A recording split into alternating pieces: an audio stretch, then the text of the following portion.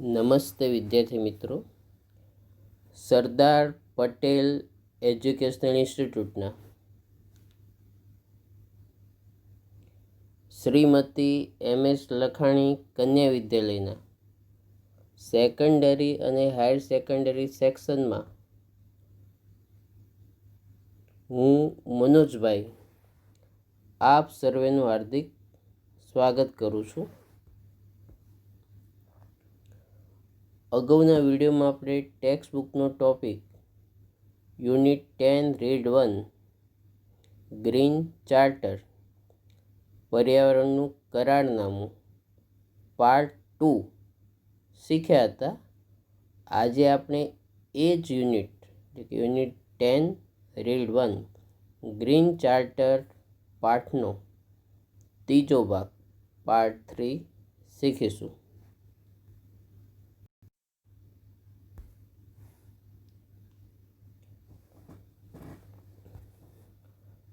અગાઉના વિડીયોમાં આપણે ગ્લોબલ વોર્મિંગ અને આબોહવા પરિવર્તનને નિયંત્રિત કરવાના કંટ્રોલ કરવાના 19 ઉપાયોમાંથી 6 ઉપાયો વિશે શીખ્યા હતા, માહિતી મેળવી હતી.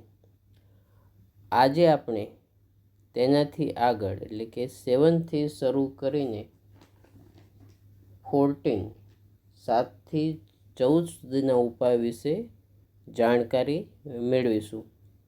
તો હવે પાર્ટ 3 અહીંથી શરૂ થશે.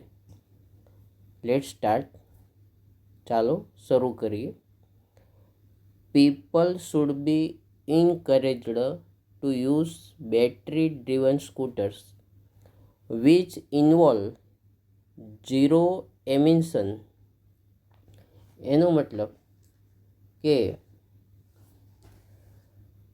લોકોને શૂન્ય વાયુ નિર્ગમન ધરાવતા બેટરી સંચાલિત સ્કૂટરનો ઉપયોગ કરવા પ્રોત્સાહિત કરવા જોઈએ, કે જેમાં ઉત્સર્જન 0 હોય કાર્બન ડાયોક્સાઇડનું. એવા વ્હીકલ ચલાવવા માટે લોકોને પ્રોત્સાહન આપવું જોઈએ. એક વાર ફરી ગુજરાતી. લોકોને શૂન્ય વાયુ નિર્ગમન ધરાવતા બેટરી સંચાલિત સ્કૂટરનો ઉપયોગ કરવા પ્રોત્સાહિત કરવા જોઈએ. Technological advancement are needed for sure to augment enlarge by editing to their present single run which is around 70 km at present.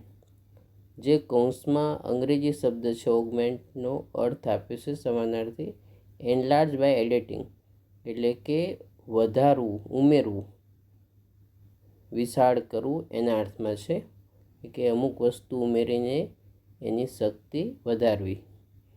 તો એ વાક્યનું ગુજરાતી થશે કે હાલમાં એવા વાહનો વ્હીકલ કે જેમની હાલમાં માઇલેજ 70 કિલોમીટરની છે તેમાં વધારો કરવા માટે તકનીકી સંશોધનની જરૂરિયાત છે. કે એની એવરેજ વધે, માઇલેજ એવરેજ વધે એવી ટેકનોલોજીની અત્યારે જરૂરિયાત છે. Such vehicles should be given government subsidy also. આવા વ્હીકલને, વાહનોને સરકારી આર્થિક મદદ એટલે કે સબસિડી, ગવર્મેન્ટ સબસિડી મળવી જોઈએ.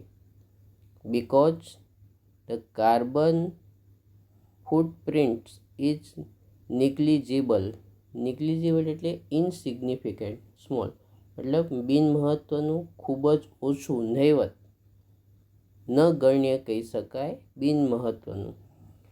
એટલે એનું ગુજરાત થશે કારણ કે તેમનાથી થતી કાર્બનની અસર નહિવત હોય છે, ખૂબ જ ઓછી હોય છે. એટલે કે જે વ્હીકલમાં કાર્બનની અસર નહિવત હોય, ખૂબ જ ઓછી હોય, એવા વ્હીકલને એટલે કે આ વ્હીકલ બનાવતા કંપનીને સરકારે સબસિડી આપવું જોઈએ, પ્રોત્સાહન આપવું જોઈએ. તો ત્યાં સુધી ખ્યાલ આવી ગયો વિદ્યાર્થી મિત્રો. હવે એટલું આપણે સમજી લઈશું. વિદ્યાર્થી મિત્રો, એટલે કે આ જે 7મો ઉપયોગ છે એ વિશે જરા ટૂંકમાં માહિતી ફરી મેળવી લઈશું. વિદ્યાર્થી મિત્રો, તમને ખ્યાલ હશે જ કે અત્યારે જે અત્યંત આધુનિક વ્હીકલ બજારમાં વેચાવા આવે છે તેની માઇલેજ એવરેજ ઝડપ પહેલાંના વ્હીકલ કરતાં વધુ છે એવું કંપની દાવો કરે છે. તેમાં પ્રદૂષણ પણ ઓછું થાય તેવી તકનિકનો ઉપયોગ કરવામાં આવે છે. તે સિવાય બીજી અન્ય ફેસિલિટીઝ પણ પહેલાં કરતાં વધારે સારી છે તેવું કંપની કહે છે. જો તેમની વાત સાચી હોય, તેમના દાવા સાચા હોય, તો સરકારે તેવી કંપનીને સબસિડી આર્થિક મદદ કરવી જોઈએ. હવે આગળ 8.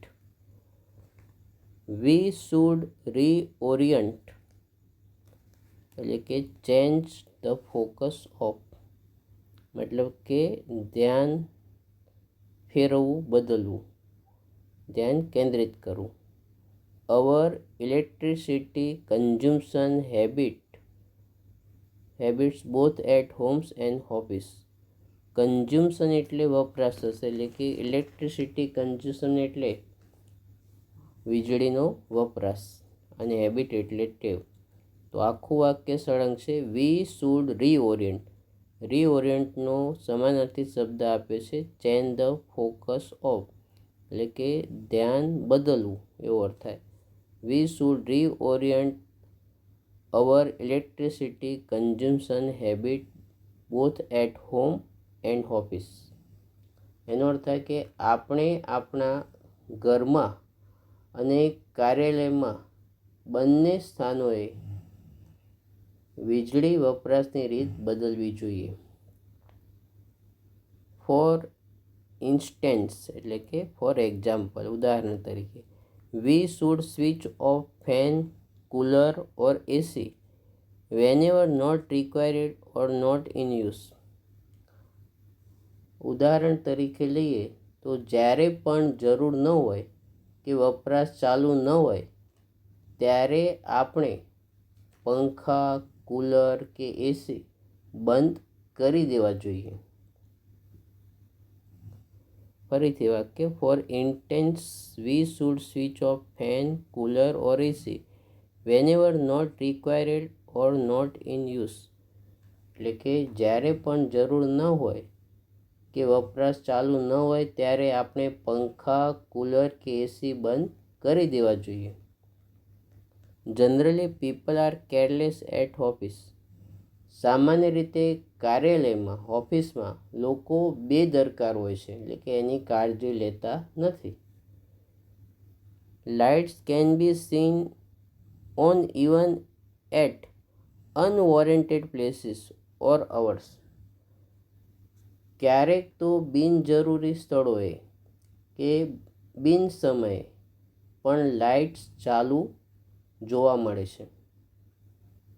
Houses and offices should be constructed to receive natural sunlight. Obviating એટલે કે એવોઇડિંગ. ઓબ્વિયટિંગનો અર્થ થાય એવોઇડિંગ, મતલબ ટાળવું. Use of lamps in the day time. એનો અર્થ એવો થાય કે કુદરતી સૂર્યપ્રકાશ મળતો રહે તે રીતે ઘર કે કાર્યાલયનું બાંધકામ થવું જોઈએ કે જેથી દિવસ દરમિયાન લાઇટ્સનો ઉપયોગ નિવારી શકાય. એ વાક્ય ફરી, houses and offices should be constructed to receive natural sunlight.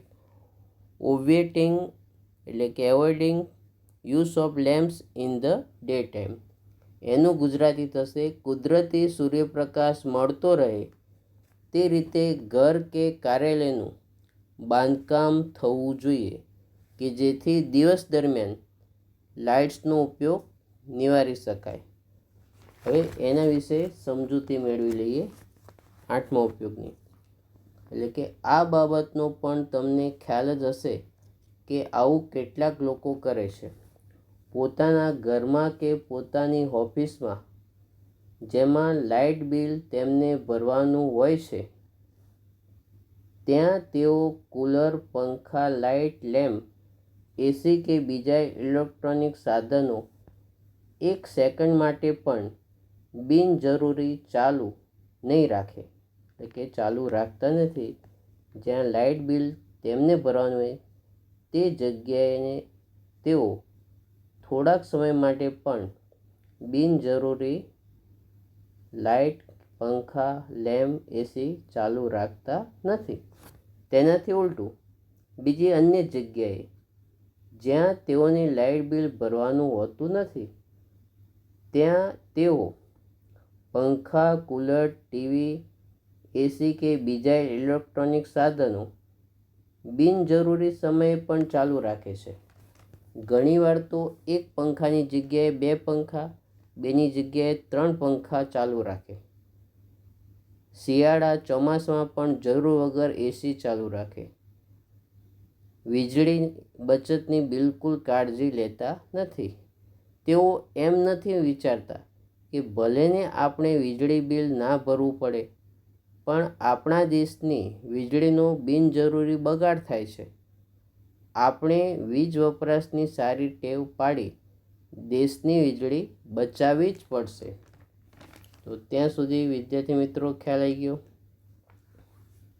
બીજું, આપણે મકાનો અને કાર્યાલય પણ એવી જગ્યાએ બાંધવા જોઈએ કે જેથી દિવસે પણ હવા, ઉજાસ અને કુદરતી પ્રકાશ સતત મળતા રહે અને લાઇટ, પંખા કરવા ના પડે. એટલે કે હવા, ઉજાસ મળી રહે દિવસે પણ અને સૂર્યપ્રકાશ, કુદરતી પ્રકાશ પણ મળતા રહે એવી જગ્યાએ મકાનો અને કાર્યાલય બાંધવા જોઈએ જેથી દિવસે લાઇટની જરૂર પડે નહીં. તો ત્યાં સુધી ખ્યાલ આવી ગયો વિદ્યાર્થી મિત્રો.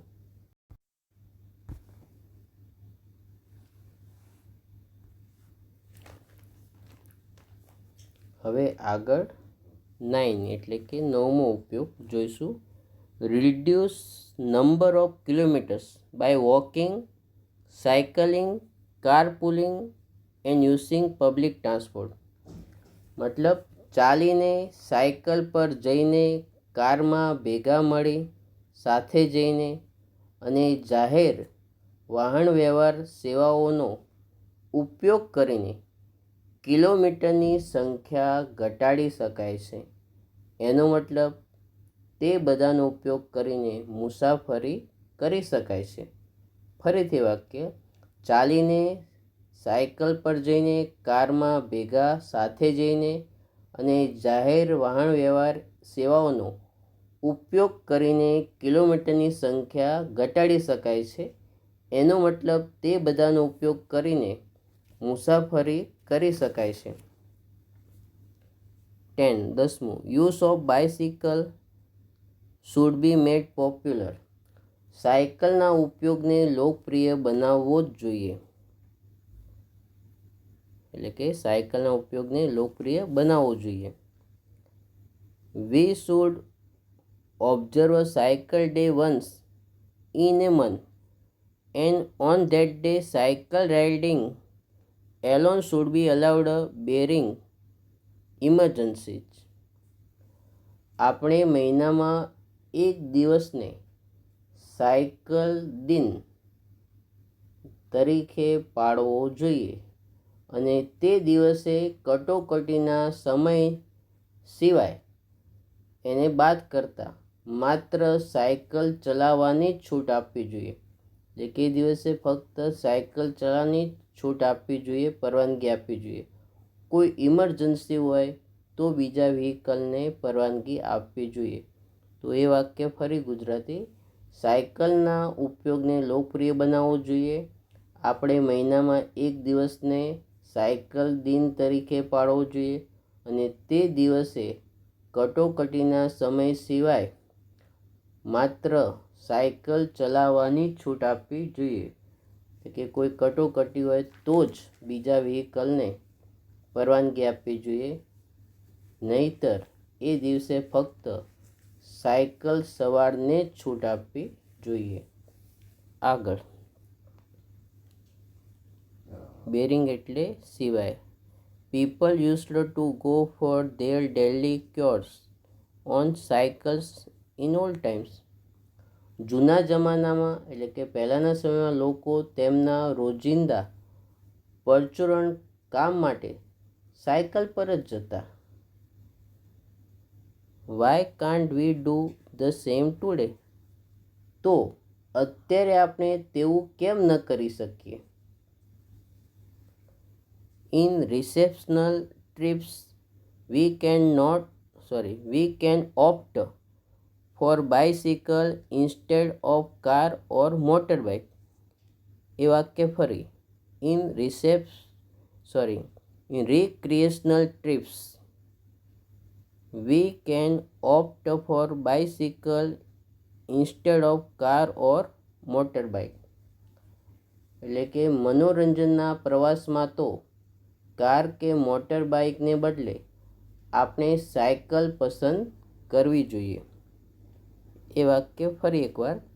ઇન રિક્રિએશનલ ટ્રીપ્સ એટલે કે મનોરંજક મુસાફરી. વી કેન ઓપ્ટ એટલે પસંદ કરવું. ફોર બાઇસિકલ ઇન્સ્ટેડ ઓફ એટલે ને બદલે. કાર ઓર મોટર બાઇક એટલે કે મનોરંજનના પ્રવાસમાં તો કાર કે મોટર બાઇકને બદલે આપણે સાયકલ પસંદ કરવી જોઈએ. તો ત્યાં સુધી ખ્યાલ આવી ગયો વિદ્યાર્થી મિત્રો. હવે એ બંને વાક્યોની આપણે સમજૂતી મેળવી લઈશું.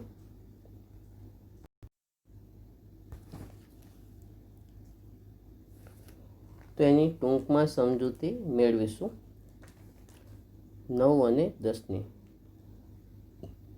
એટલે કે 9મા ઉપયોગમાં એવું કહેવામાં આવે છે કે શક્ય એટલો વ્હીકલનો ઉપયોગ ઓછો કરશો અથવા વ્હીકલનો ઉપયોગ ટાળશો જો શક્ય હોય તો. 10મા ઉપયોગમાં એવું વાત થાય છે કે તમને ખ્યાલ હશે કે દેશમાં દિલ્હી સૌથી વધુ પ્રદૂષિત શહેર છે. તેનું પ્રદૂષણ ઓછું કરવા ત્યાંની સરકારે વ્હીકલ માટે ઓડ ઇવન ફોર્મ્યુલાનો 1-2 મહિના ઉપયોગ કર્યો હતો. ઓડ નંબર એટલે એકી સંખ્યા, ઇવન નંબર એટલે બેકી સંખ્યા. એનો મતલબ જે વ્હીકલની નંબર પ્લેટનો છેલ્લો અંક એકી સંખ્યા એટલે કે 1, 3, 5, 7 હોય તેવા વ્હીકલને મહિનામાં એકી તારીખે ચલાવવાની છૂટ આપવી જોઈએ. એટલે કે 1લી, 3જી, 5મી રીતે.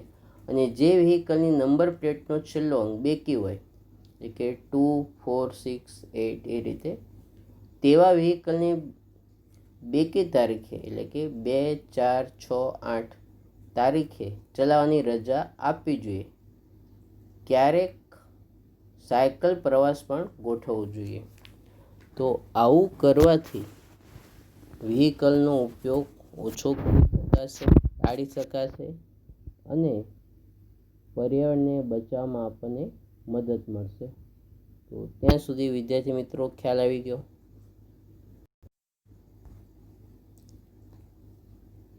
હવે આગળ 11મું 11 બાય ઇન્ટેલિજન્ટલી એટલે કે બુદ્ધિશાળીપૂર્વક ખરીદી કરો.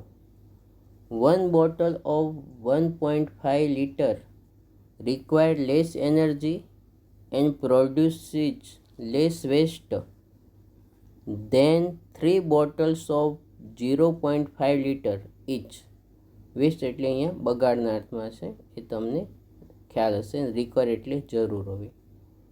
મતલબ કે 0.5 અડધો લીટર, અડધા લીટરની 3 બોટલ કરતાં 1.5 લીટર એટલે કે 1.5 લીટરની એક બોટલને ઓછી ઉર્જાની જરૂર પડે છે અને ઓછો બગાડ થાય છે. ફરીથી, by intelligently 1 bottle of 1.5 liter requires less energy and produces less waste than 3 bottles of 0.5 liter each. એનો મતલબ બુદ્ધિશાળીપૂર્વક ખરીદી કરો. 0.5 લીટરની 3 બોટલ કરતાં 1.5 લીટરની એક બોટલને ઓછી ઉર્જાની જરૂર પડે છે અને ઓછો બગાડ થાય છે. આગળ, બાય રિસાયકલેડ પેપર પ્રોડક્ટ્સ. રિસાયકલ કરેલા કાગળના ઉત્પાદનો વસ્તુઓ ખરીદો. રિસાયકલનો અર્થ તમને ખ્યાલ છે કે ફરી ઉત્પાદન કરવું, ફરી મેળવવું. એવા કાગળના ઉત્પાદનનો ઉપયોગ કરવાનો છે, ખરીદવાનો છે. It takes 70 to 90 less energy, એટલે કે તે 70થી 90% સુધીની ઓછી ઉર્જા વાપરે છે. It takes 70 to 90 less energy, તે 70થી 90% સુધીની ઓછી ઉર્જા વાપરે છે. તો ત્યાં સુધી ખ્યાલ આવ્યો. આગળ 12 forest should be protected and conserve by one and all. આપણે બધાએ જંગલોનું રક્ષણ અને સંવર્ધન, સાચવણી બીજા અર્થમાં કહીએ તો ફરીથી આપણે બધાએ જંગલોનું રક્ષણ અને સંવર્ધન કરવું જોઈએ, જંગલોની સાચવણી કરવી જોઈએ. Forest store huge quantity of carbon and so play a critical role in carbon control. જંગલો કાર્બનનો મોટો જથ્થો સંગ્રહ કરે છે. Forest store huge quantity of carbon, એનો મતલબ જંગલો કાર્બનનો મોટો જથ્થો સંગ્રહ કરે છે. And so play critical role in carbon control, અને તેથી જંગલો કાર્બનના નિયંત્રણમાં નિર્ણાયક ભાગ ભજવી શકે છે. તો આખું સળંગ ગુજરાતી બોલી જાઉં છું. 12માનું, આપણે બધાએ જંગલોનું રક્ષણ અને સંવર્ધન કરવું જોઈએ. જંગલો કાર્બનનો મોટો જથ્થો સંગ્રહ કરે છે અને તેથી જંગલો કાર્બનના નિયંત્રણમાં નિર્ણાયક, એટલે કે મહત્ત્વનો ભાગ ભજવી શકે છે. તો ત્યાં સુધી ખ્યાલ આવી ગયો વિદ્યાર્થી મિત્રો. 11-12ની સમજૂતી ટૂંકમાં ફરી મેળવીશું. તો ટૂંકમાં વાત કરીએ તો નાના પેકિંગ કરતાં મોટા પેકિંગમાં વસ્તુ ખરીદવી જોઈએ, જેથી ઉર્જાની બચત થાય. 12મામાં એવી વાત છે કે આપણે જાણીએ છીએ કે જંગલો આપણને અનેક રીતે ઉપયોગી છે. આપણે જાણીએ છીએ કે દિવસ દરમિયાન વનસ્પતિ પ્રકાશ સંશ્લેષણની ક્રિયા કરી ખોરાક બનાવે છે. તેમાં તે કાર્બન ડાયોક્સાઇડ વાયુ ગ્રહણ કરે છે અને ઓક્સિજન વાયુને બહાર કાઢે છે. તેનાથી હવામાં કાર્બન ડાયોક્સાઇડનું પ્રમાણ ઘટે છે. તેથી જંગલોનું રક્ષણ કરવું જોઈએ. હવે આગળ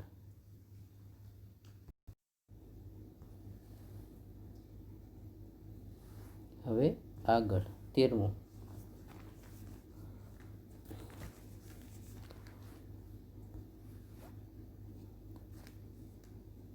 barren stretches of land should be cultivated and cultivations of biofuel crops should be encouraged. મતલબ ઉજ્જડ ભૂમિખંડો કેળવવા જોઈએ અથવા ખેડવા જોઈએ અને જૈવિક ઇંધણના પાકના સંવર્ધનને, એટલે કે ખેતીને ઉત્તેજન આપવું જોઈએ. તો એ વાક્ય ફરી, ઉજ્જડ ભૂમિખંડો કેળવવા જોઈએ અને જૈવિક ઇંધણના પાકના સંવર્ધનને ઉત્તેજન આપવું જોઈએ. Ethanol and jatropha are promising biofuel. એનો મતલબ ઇથેનોલ અને જેટ્રોફા આશાસ્પદ જૈવિક ઈંધણો છે. છેલ્લું 14મું 13મું ખ્યાલ આવી ગયો. barren stretches of land should be cultivated and cultivations of biofuel crops should be encouraged. એ વાક્યને એકવાર ફરી ગુજરાતી બોલી જોઉં છું. ઉજ્જડ ભૂમિખંડો કેળવવા જોઈએ અને જૈવિક ઈંધણના પાકના સંવર્ધનને ખેતીને ઉત્તેજન આપવું જોઈએ. હવે આગળ 14મું છેલ્લું.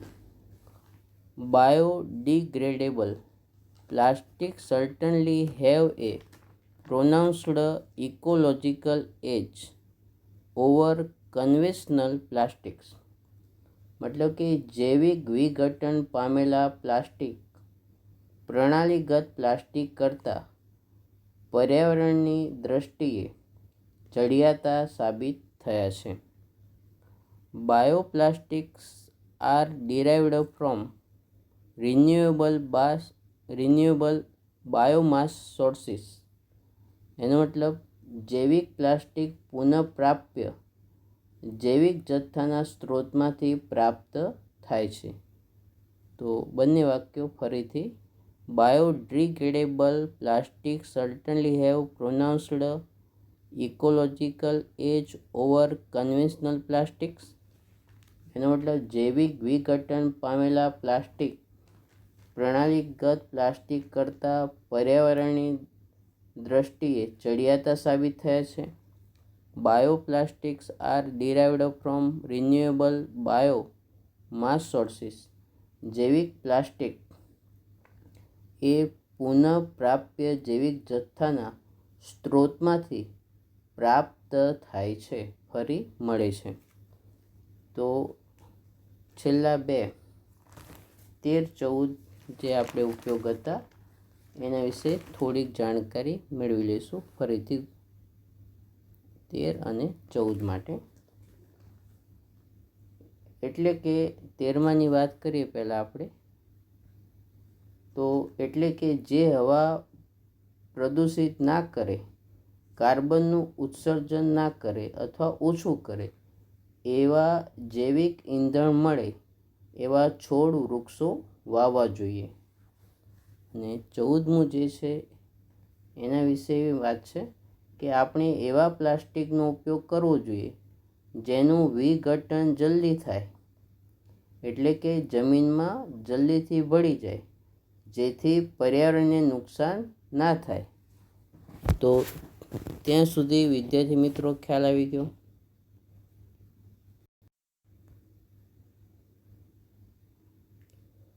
હવે વિદ્યાર્થી મિત્રો અહીંયા પાર્ટ 3 યુનિટ 10 રીડ 1 ગ્રીન ચાર્ટરનું પાર્ટ 3 અહીંયા આપણે પૂર્ણ કરીશું.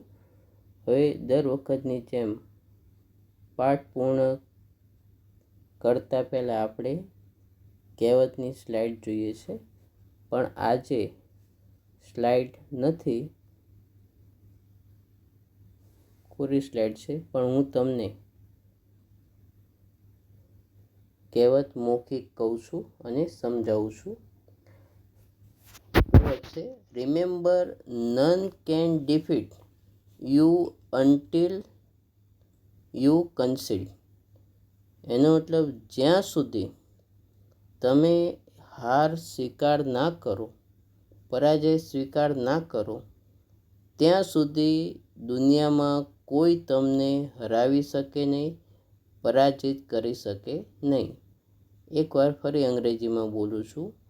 નન કેન ડિફીટ યુ, તમને કોઈ પરાજિત કરી શકે નહીં. અન્ટિલ યુ કન્સીડ, જ્યાં સુધી તમે શરણાગતિ સ્વીકાર ના કરો ત્યાં સુધી, પરાજય સ્વીકાર ના કરો ત્યાં સુધી. તો ખ્યાલ આવી ગયો વિદ્યાર્થી મિત્રો. તો અહીંયા આપણે આજનો વિડીયો લેક્ચર પૂર્ણ કરશું. Thank you very much.